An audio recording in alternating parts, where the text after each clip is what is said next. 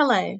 Welcome to our video series on the 2023 South Carolina College and Career Ready ELA Standards Support and Supplemental Documents. I am Tabitha Hughes, the Middle Level ELA Education Associate for Standards. With me today is Casey Cook, our team lead for the Humanities team, which includes ELA, Social Studies, and World Languages. Casey, tell us a little about your role in the 2023 ELA Standards and Supplemental Resources Development. Well, thank you, Tabitha. Speaking on behalf of the entire ELA team, our role in the standards creation has been to help facilitate the development of the 2023 standards and revisions after public review, as well as assist in the development and refinement of support and supplemental documents to assist educators as they begin to implement the new standards.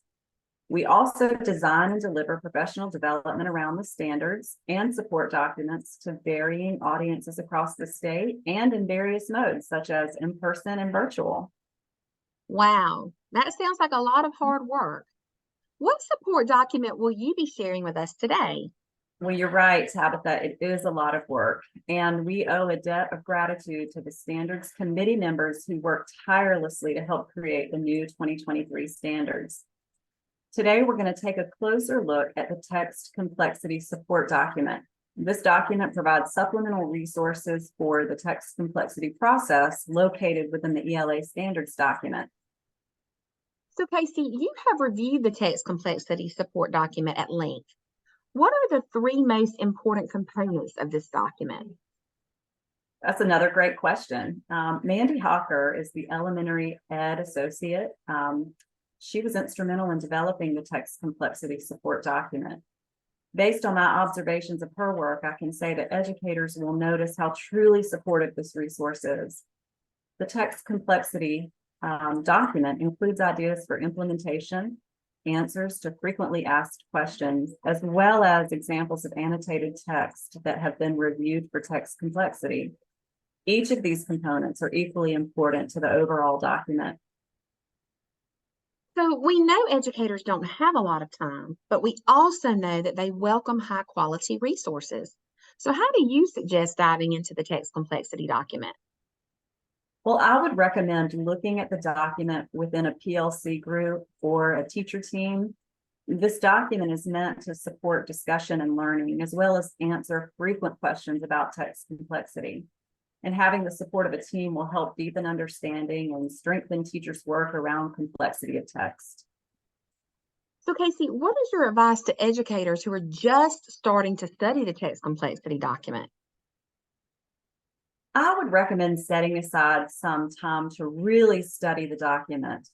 When a new set of standards is adopted, especially a set that includes new strands, indicators, and instructional shifts, it can initially feel overwhelming. The great thing about this document is that it's meant to support the text complexity process within the new standards document.